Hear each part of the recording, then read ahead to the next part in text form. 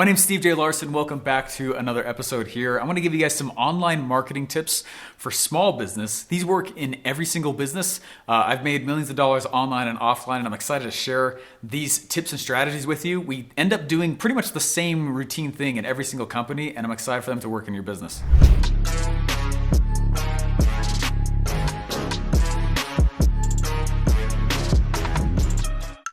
All right, now this first tip might actually surprise you just a little bit. I'm sure you've been on LinkedIn. LinkedIn's great, it's a great platform, but there's this weird phenomenon that happens for small business owners on LinkedIn. Imagine with me that you're going on LinkedIn and you click on someone's profile and it shows what their roles are, right? And I've seen this, I'm sure you have as well, where it's like, I'm the president, CEO, founder, co-founder, liaison, Donkey Kong, it's like all stuff, and they call themselves everything. What most people don't realize is like those are all real roles. Don't call yourself a CEO if you're not one. Don't call yourself a president and co-founder if you're not one. And so this might be kind of feeling like a little bit of a weird one, but the reality is that there's really only 3 roles you need to worry about in the online space. And I want to go through what they are. Because this will directly tie into your marketing, okay? So what is a CEO and what are they in the business of? CEOs are in the business of systems, okay? That's it. If you have no systems, you're not a CEO. CEOs, right, they build, manage, and tweak systems. Well, okay, the second role is entrepreneur. What is an entrepreneur in the business of? An entrepreneur is in the business of finding and solving a valuable problem. That's it. Now I want to stop there real quick, because you're looking up a video called Online Marketing Tips for Small Businesses. You might be just leaving the entrepreneur role. And that's good. It's one of the reasons I'm bringing this up. Don't stay an entrepreneur. You can find and solve a valuable problem, what an entrepreneur does, and stay broke. It's why there's so many broke entrepreneurs out there. Okay, is that you can solve a problem, but not sell it.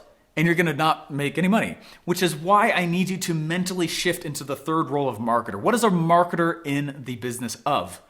A marketer is in the business of delivering the solution to a marketplace. Now, I'm saying this because a very common trap, especially for small businesses on the internet, is that, we've been a small business for a while. I get it. You wear a lot of hats. Right? Someone's got to do payroll. Someone's got to do this. Someone's doing that. You wear so many hats when you're a small business owner. I have to have you take off the entrepreneur hat. Stop. Don't wear it anymore. If you have a product that is working, that's selling, that you know that's really good, the worst thing you could do is start making a second product. You got to recreate messaging. You got to create your hooks. You got to recreate attention. You got to recreate desire. That's a lot of work.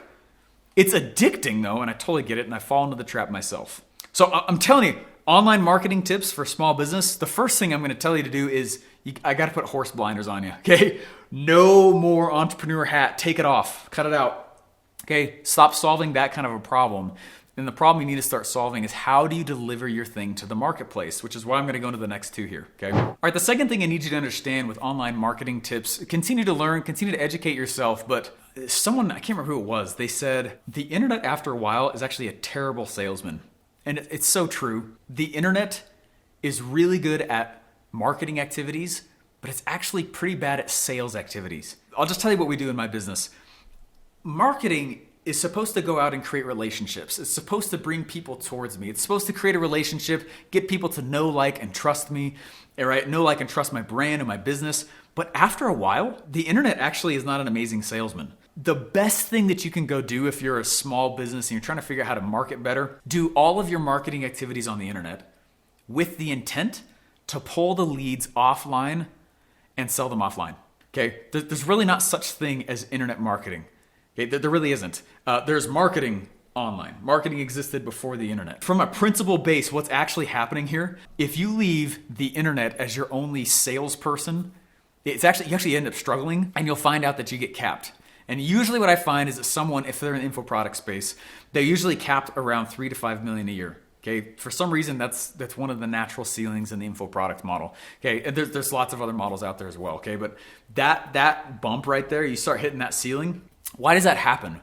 It usually happens because a small business is trying to get that transition from, you know what, the internet has been our only sales force right now.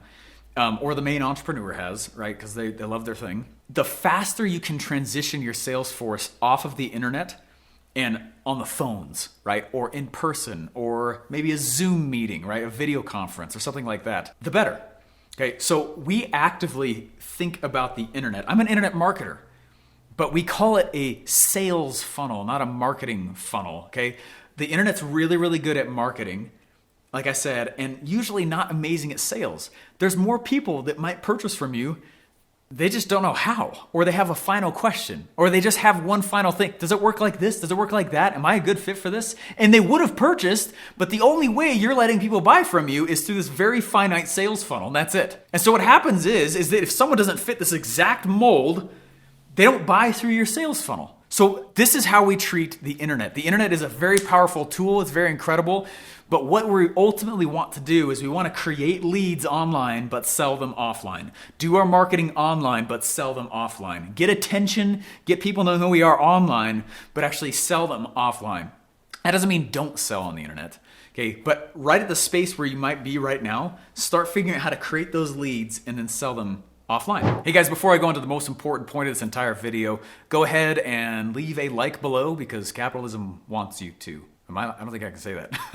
No, but seriously, let me know how offended you are in the comments. Hey guys, on to this final point here. All jokes aside, your focus has to shift from product creation to traffic sources. That's the whole name of the game, man. I mean, honestly, after you go and you start, hey, this is selling, this is working, this is doing awesome. The tendency, like I've talked about in the past, is to go and keep tweaking the product, keep tweaking the sales message, and it's not to say you can't do that, but your literal wallet's weight is dependent on how well you can go out and find more traffic sources. Don't continue to create more products. Don't continue to tweak beyond what is necessary and fix the obvious things.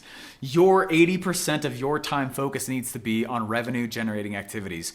I want to give you one little piece with this. This has been one of my greatest accelerants ever. I have a calendar on my wall called a campaign calendar, and any revenue generating activity, a small event, something I'm promoting, I put it in green. And whenever my wallet starts to feel a little light or the business accounts get a little low, it's usually because I can look to the side and not see that much green.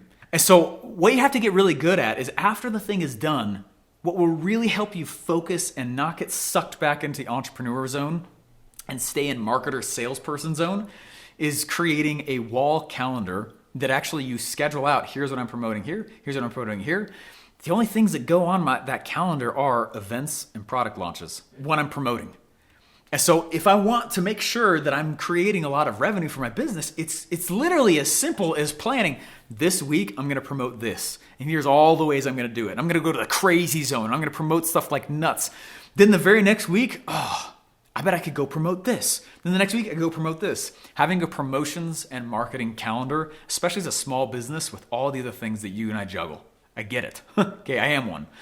But that will help you make sure that you are not wasting your effort on maintaining the company instead of building the company, right? Make sure that this is going to be one of the biggest things that keeps you out of the business and working on the business is having a campaign and promotional calendar physically on your wall. But Steve, I don't have a calendar. Buy one, they're $10. But Steve, I don't have a wall. Liar, okay? Go get one. It's seriously one of the biggest things that's increased my revenue. There's been multiple times as a small business owner, I'm like, man, I don't know how we're going to make it through this next month. And then we'll have the biggest month we've ever had ever just because I use my own campaign and marketing calendar and I put down some revenue generating activities on the wall and then we just do those that month. And it keeps me from getting sucked into the business and stay in a revenue generating posture. Hey guys, if you're liking this video and you want more of these types of strategies and specific tactics you can use to make more money on the internet, go to makelaunchesgreatagain.com. Not kidding, that's the actual URL. What I'm going to teach you in there is a lot of cool stuff that will help your small business know what kinds of marketing is the highest leverage for you. Go to makelaunchesgreatagain.com, learn these patterns, and learn what is the most effective forms of marketing for a small business.